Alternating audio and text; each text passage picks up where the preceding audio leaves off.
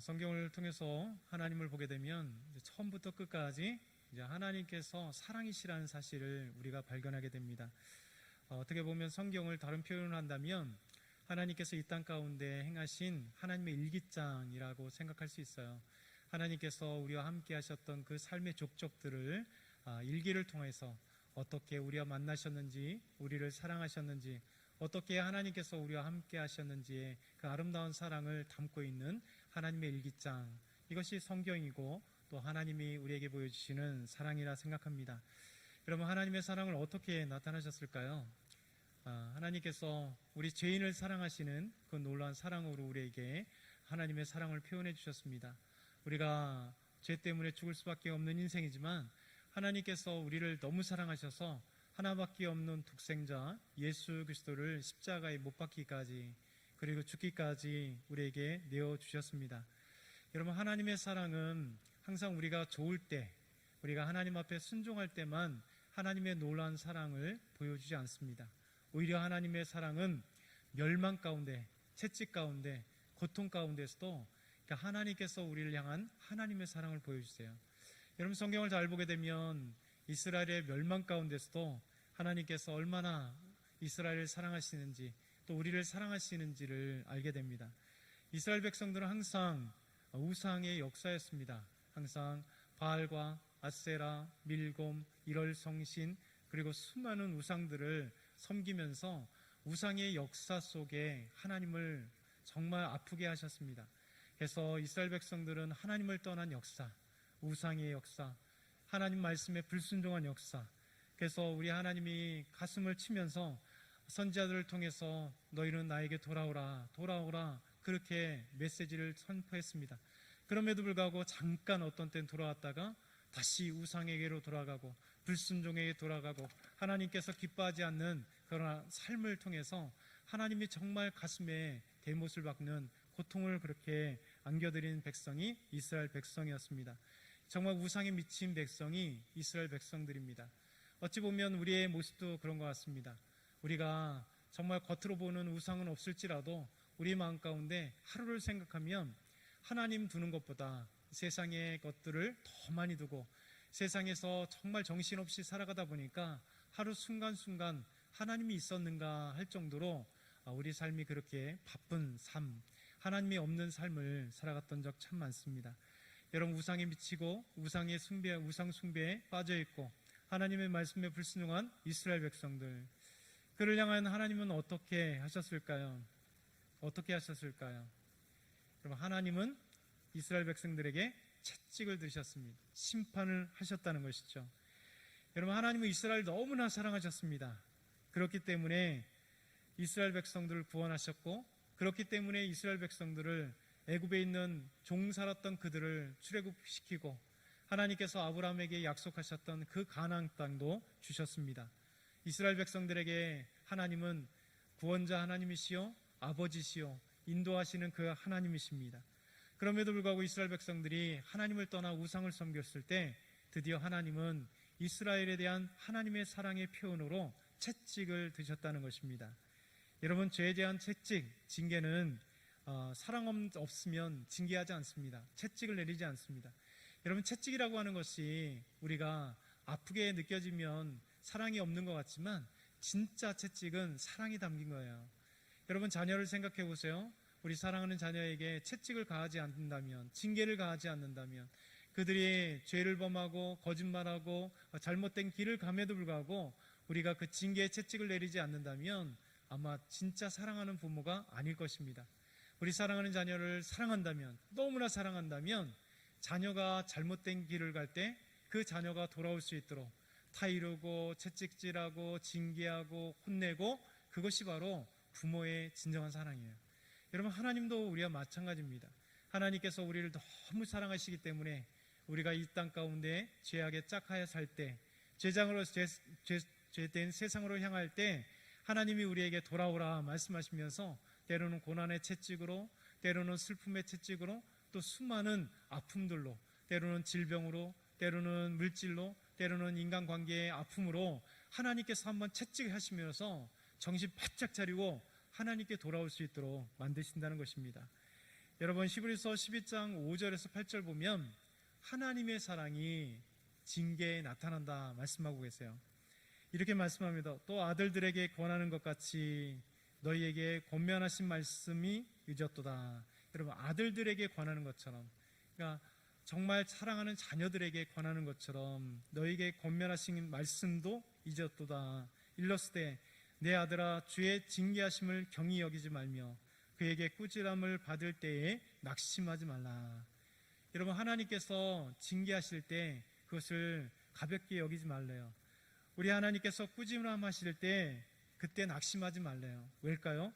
주께서 그 사랑하신 자를 징계하시고 그가 받으시는 아들마다 채찍질하심이라 했으니 너희가 참은 징계를 받기 위함이라. 하나님이 아들과 같이 너희를 대우하시나니 어찌 아버지가 징계하지 않는 아들이 있으리요. 징계는 다 받는 것이거늘 너희에게 없으면 사생자여 친아들이 아니니라.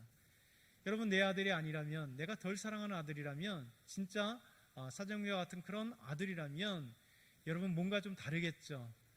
다르지 않은 사람도 있겠지만 진짜 자기의 뱃속에서 나온 아들보다는 좀 다를 것입니다. 여러분 하나님께서 우리를 징계하실 때, 때로는 죄 때문에 징계하시고 믿음으로 키워가기 위해서 우리를 한번 징계하실 때, 고난을 주실 때 두 가지가 있습니다. 하나는 죄 때문에 고난, 하나는 믿음으로 더욱더 굳건히 살게 하기 위해서 고난을 주신다는 거예요.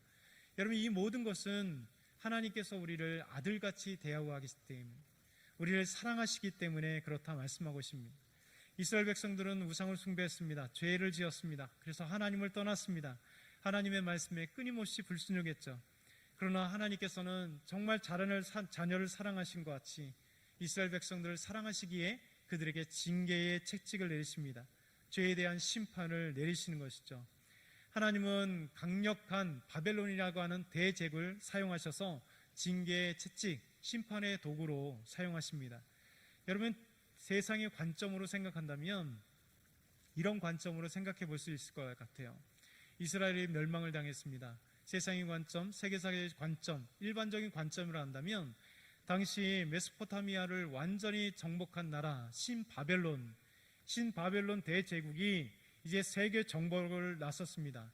그래서 당대 양대 산명이었던 바벨론과 그리고 이집트, 애굽, 이 두 나라가 세계 패권을 장악하는 두 제국 나라였습니다. 그러다 보니까 신은 대제국이었던 이 신바벨론이 전 세계를 정복하기 위해서는 애굽을 장악해야 돼요. 그래서 그들은 끊임없이 애굽을 쳐들어왔고 전쟁하며 애굽을 정복하려고 했습니다.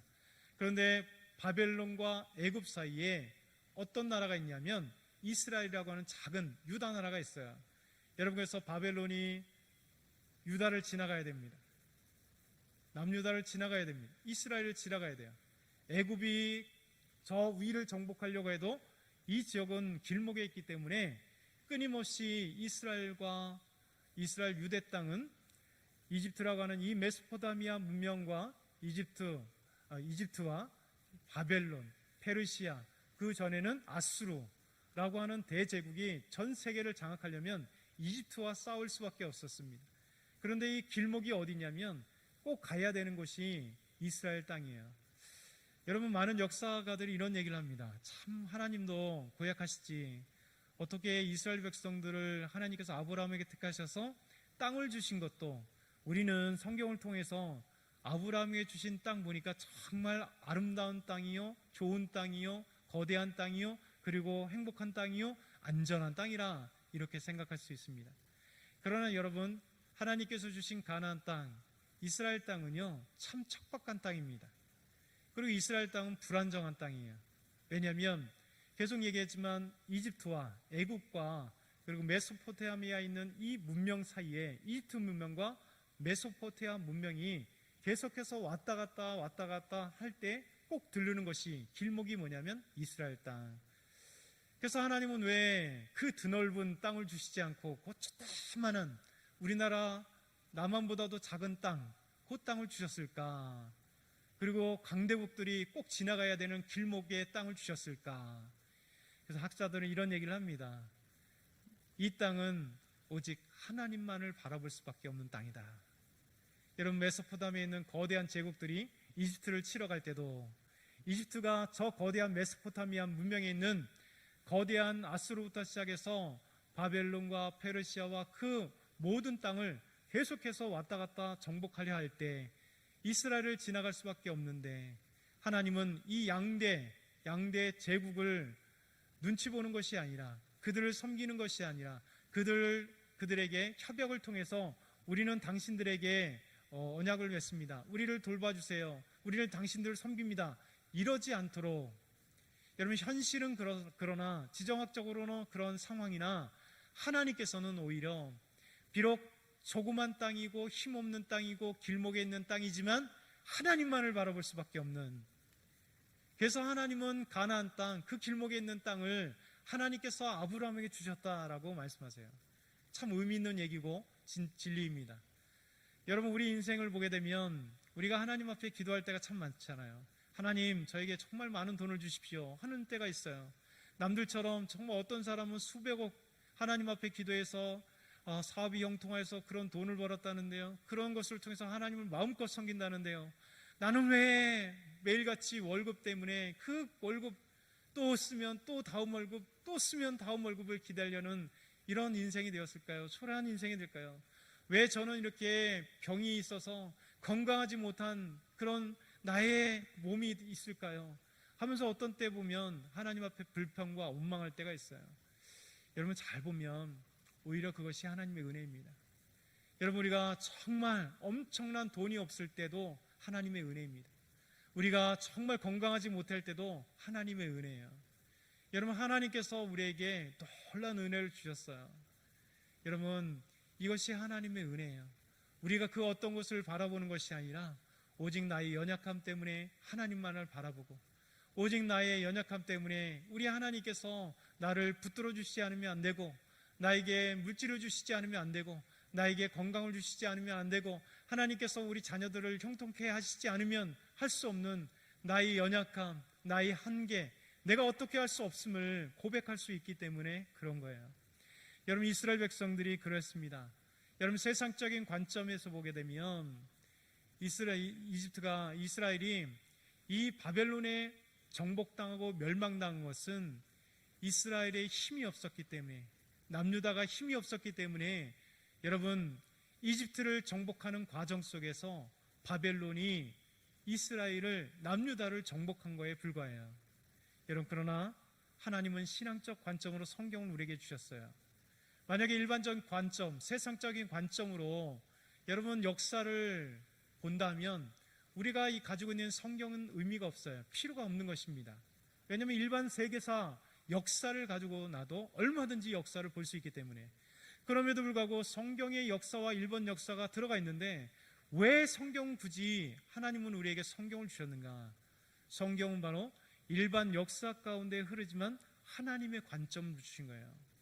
하나님께서 이스라엘 백성을 통하여 어떻게 하나님의 사랑을 주시는가, 어떻게 이스라엘 구원하시는가, 어떻게 이스라엘 백성들이 불순종했을 때 하나님의 심판을 통하여 하나님께서 그들을 돌아오게 하시는가, 하나님의 그 사랑의 그 놀라운 말씀들이 성경 안에 가득 담겨져 있는 거예요. 그래서 세계사와 개인사를 하나님의 관점, 믿음의 관점을 통하여 기록한 것이 바로 성경이에요. 그렇기 때문에 세계 역사가 있어도 불구하고 성경이 세계 역사를 기록하고 또한 성경이 개인사를 기록하고 성경이 한 민족의 역사를 기록하고 성경이 한 가정의 역사를 기록하는 것이에요. 바로 하나님의 관점으로 보는 것이라는 것이죠. 여러분 이스라엘 백성들은 믿음의 관점으로 보면 뭡니까? 여러분 강력한 바벨론이 힘을 얻어서 이집트를 치기 위해서 이스라엘을, 남유다를 정복한 것이 아닙니다. 하나님의 관점으로 보면 아까도 설명했던 것처럼 하나님께서 구원하시고 택한 이스라엘 백성들이 하나님을 섬기지 않고 우상을 섬겼기 때문에, 하나님을 떠났기 때문에, 죄를 범했기 때문에 하나님이 그들을 너무 사랑하시는데 우상을 섬기고 불순종하고 죄를 섬기기 때문에 하나님께서 바벨론이라고 하는 채찍을 통하여, 심판을 통하여 하나님께 돌아올 수 있도록 죄를 깨닫게 하기 위해서 하나님께서 남유다를 바벨론에 멸망시킨 것이 하나님의 관점이라는 거예요. 여러분 그러나 하나님의 사랑이 멸망 가운데도 있어요. 여러분 하나님은 남유다를 멸망으로 끝내셨을까요? 여러분, 그렇지 않다는 것입니다. 하나님의 사랑은 변함이 없습니다. 하나님의 사랑은 영원해요. 여러분, 오늘 첫 번째 말씀, 바벨론에서 70년 만에 돌아오리라. 우리 한번 10절 한번 같이 읽어볼까요? 10절 준비 시작. 여호와께서 이와 같이 말씀하시니라. 바벨론에서 70년이 차면 내가 너희를 돌보고 나의 선한 말을 너희에게 성취하여 너희를 이곳으로 돌아오게 하리라. 아멘. 여호와께서 이와 같이 말씀하시니라. 이스라엘 백성들은 우상에 빠졌고 죄에 빠졌고 불순종했습니다. 그래서 바벨론에 의해서 멸망당할 것입니다. 근데 하나님께서 예레미야 선지자를 통하여 뭐라 말씀하시냐면, 바벨론에서 70년이 차면 멸망당하지만 그것이 끝나는 것이나 유다, 이스라엘 역사가 세계사에서 없어지는 게 아니라 바벨론에서 70년이 차면 뭐라고 얘기합니까? 바벨론에서 70년이 차면 내가 너희를 돌보고 나의 선한 말을 너희에게 성취하여 너희를 이곳으로 돌아오게 하리라. 여러분, 하나님께서 이스라엘 민족이 끝나게 하지 않았습니다.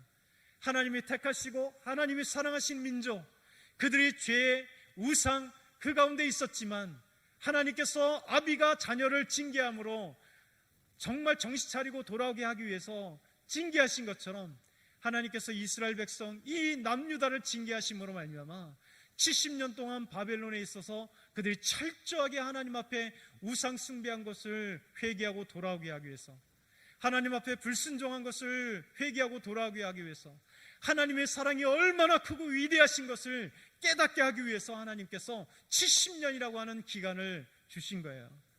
여러분, 이것이 성경을 통하여 우리에게 보여주시는 하나님의 놀라운 사랑이에요. 하나님께서 우리를 얼마나 사랑하시는지, 하나님께서 이스라엘 백성들을 얼마나 사랑하시는지, 하나님께서 이스라엘의 그 놀라운 역사 속에 하나님의 무궁한 사랑을 보여주시는 기록이란 말입니다.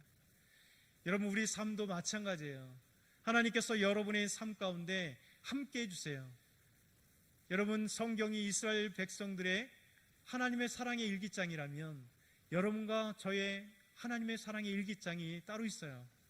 민수라고 하는 한 인간을 통하여 하나님께서 어떻게 나를 구원하셨고, 그리고 저를 인도해 가시며 하나님의 사람으로 쓰시고 또 죽을 때까지 어떻게 인도하시는지, 저도 하나님 앞에 불순종할 때 하나님께서 자녀를 치시는 것처럼 저에게 때로는 채찍질하셔서 깨닫게 하시는 그 놀라운 하나님의 일기장이 저희 삶 가운데 있는 거예요.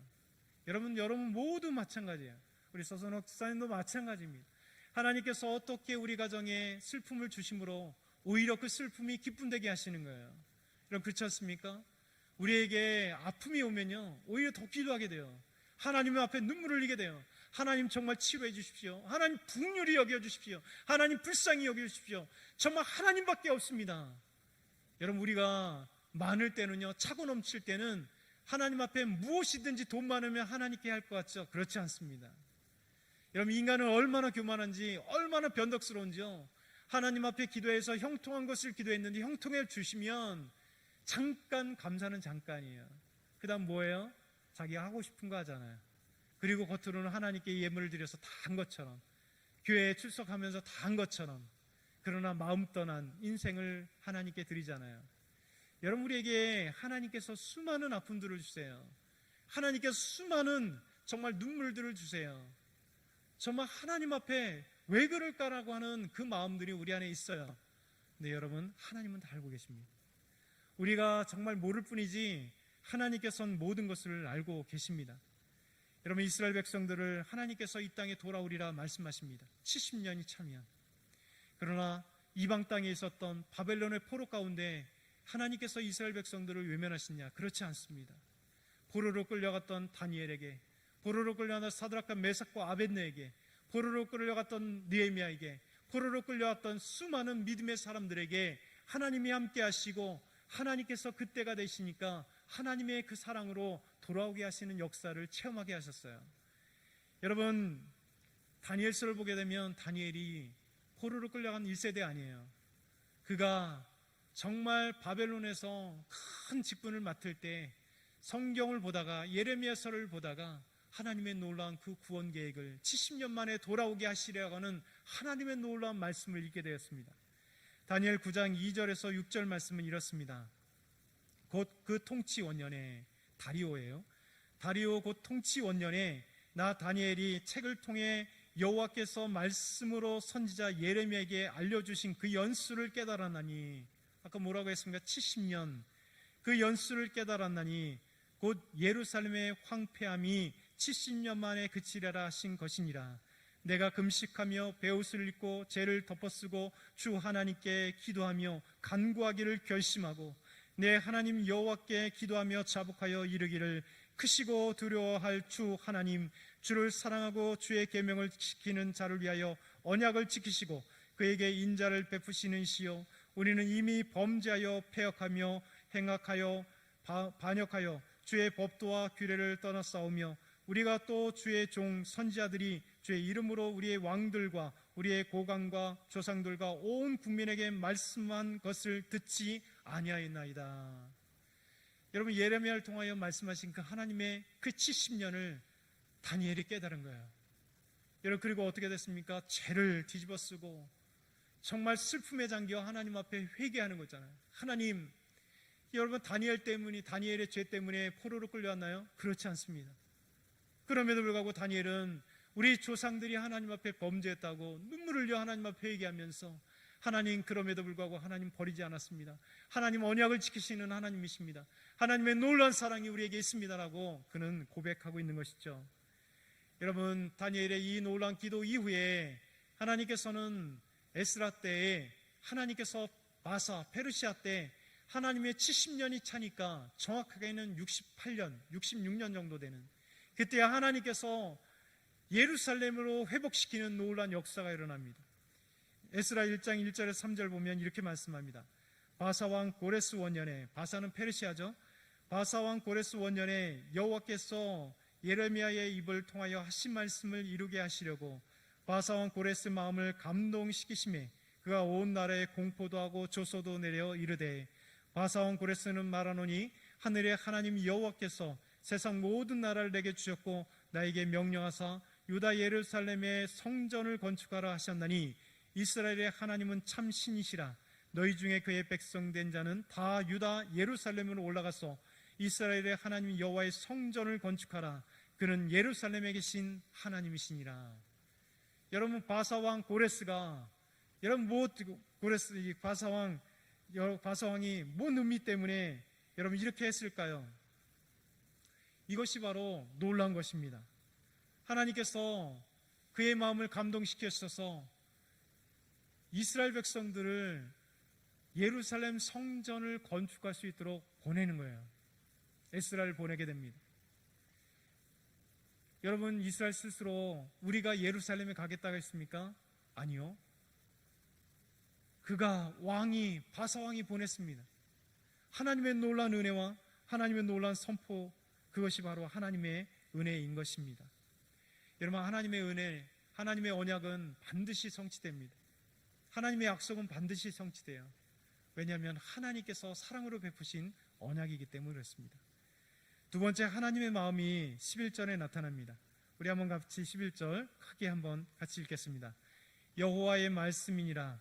너희를 향한 나의 생각을 내가 아나니 평안이요 재앙이 아니니라. 너희에게 미래와 희망을 주는 것이니라. 아멘. 여러분, 하나님의 마음이 담겨져 있습니다. 여러분, 찰스 디킨스라고 하는 사람을 아실 것입니다. 작가죠. 여러분, 그의 아버지는 경제적으로 참 어려웠던 사람입니다. 경제가 완전히 부족해서 이 존 디킨스가 채무, 빚 때문에 결국 감옥에 가게 되었습니다. 그래서 찰스 디킨스가 12살에 구두공장에서 하루 10시간, 12살의 소년이 구두공장에서 10시간을 일하게 되었습니다. 여러분, 근데 신기하게도 찰스 디킨스가 정말 힘든 가운데서 찬양을 하고 있는 거예요. 주 안에 있는 나에겐 딴 근심이 없으랴. 지켜보는 사람들이 물어봅니다. 야, 공장에서 일하는 것이 그렇게 좋으냐? 너는 왜 그렇게 찬양을 부르냐? 이렇게 얘기를 했습니다. 그때 찰스 디킨스가 이렇게 얘기를 했다고 그래요. 그러면 저는 희망이 있거든요. 여러분, 12살짜리가 하루 10시간씩 엄청나게 일하는데도 불구하고 여러분, 그에게 무슨 소망이 있겠어요? 근데 소망이라고 하는 것은요, 사람을 살리는 것입니다. 여러분, 우리는 잘 아는 것처럼 무디의 신학교의 교장이었던 조지 스윙팅이라고 하는 분이 이런 얘기를 했어요. 사람은 40일을 먹지 않고도 살 수 있고 40일 금식하잖아요. 물 먹고 3일 동안 물을 마시지 않고도 살 수 있으며 8분간 숨을 쉬지 않고도 살 수 있다. 그러나 희망 없이는 단 2초도 살 수 없다. 엄청난 얘기지 않습니까? 우리 단테의 신곡을 아실 거예요. 이탈리아의 그 단테 신곡, 정말 유명한 책입니다. 이 신곡에서 지옥편에 지옥의 입구에 이런 얘기가 쓰여져 있습니다. 지옥으로 들어갈 때 여기 들어오는 자는 모든 희망을 버려라. 여러분, 단적으로 표현해 주는 거죠. 진짜 지옥이 뭐냐? 희망이 없다는 거예요. 소망이 없는 겁니다. 근데 하나님은 소망 없는 사람들은 절망한 사람이다. 소망 없는 사람은 죽은 사람이다. 여러분, 이렇게 우리에게 말씀하고 있는 거예요. 여러분, 이 땅 가운데 우리가 살아가는 이유가 뭐예요? 힘들어도 소망이 있기 때문에 그렇잖아요. 힘들어도 희망이 있기 때문에 그렇습니다. 우리가 정말 지치고 힘들어도 우리 자녀를 보는 소망, 때로는 힘들어도 우리 손주들을 보는 그 기쁨 때문에 우리가 살아가지 않아요? 오늘은 없더랄지라도 내일 하나님께서 물질을 주실 거라고 하는 기대감과 소망이 있기 때문에 우리는 살아갈 수 있는 거예요. 하나님 우리에게 말씀하세요.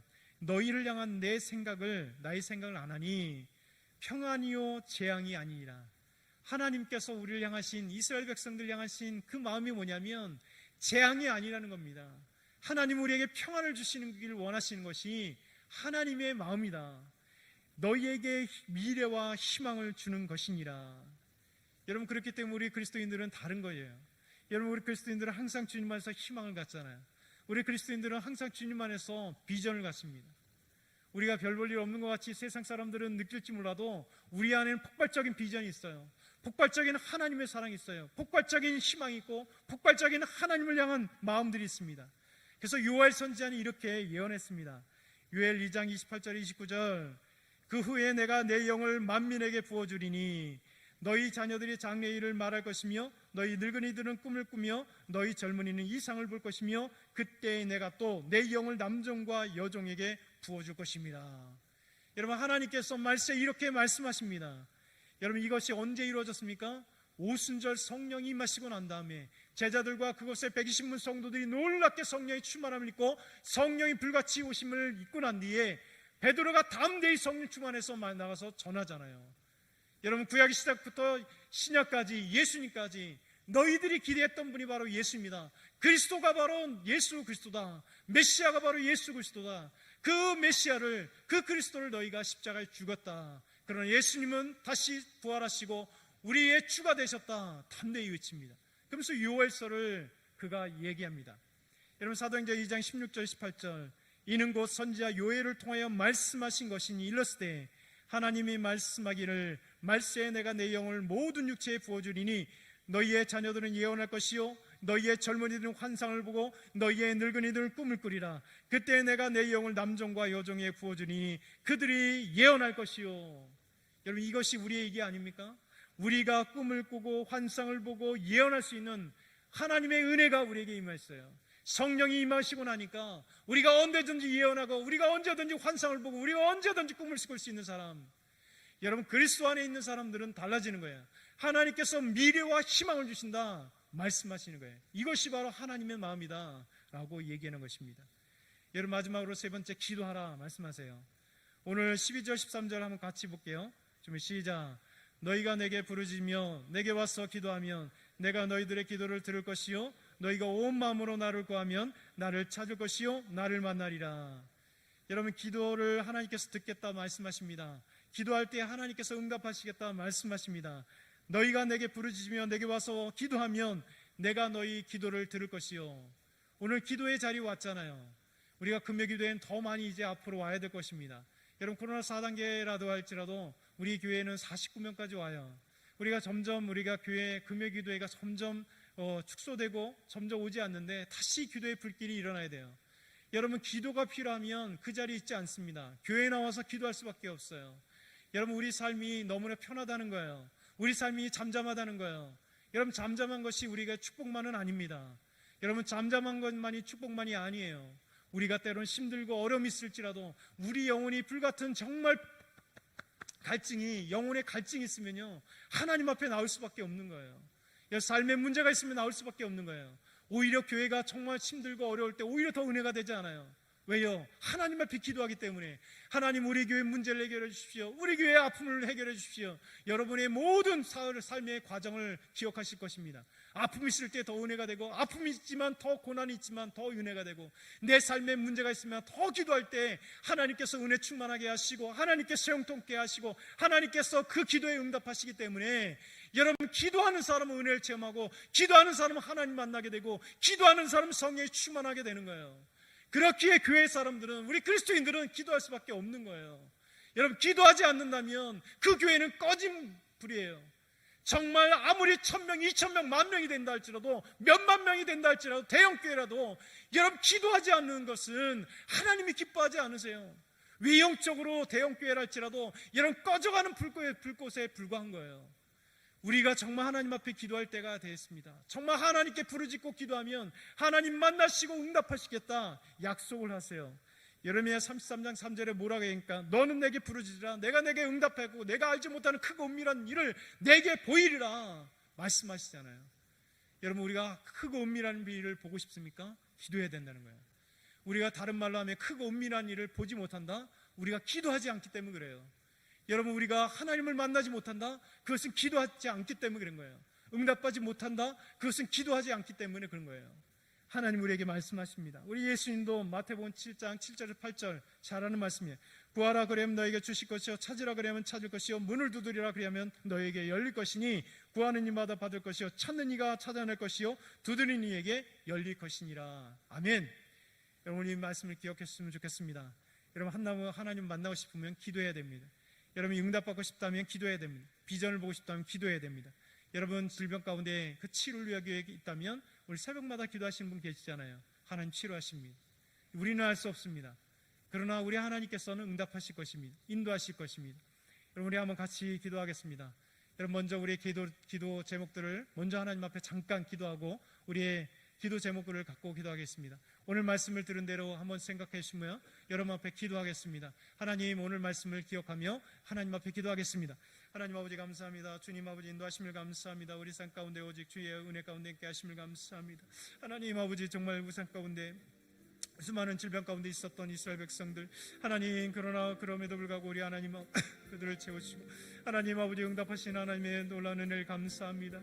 하나님, 우리가 너무나 부족하고 연약할지라도 우리 하나님, 정말 하나님 아버지 불쌍히 여기시니 감사합니다. 하나님, 저희들이 아버지 하나님 앞에 나가고 싶습니다. 하나님, 저희들이 하나님의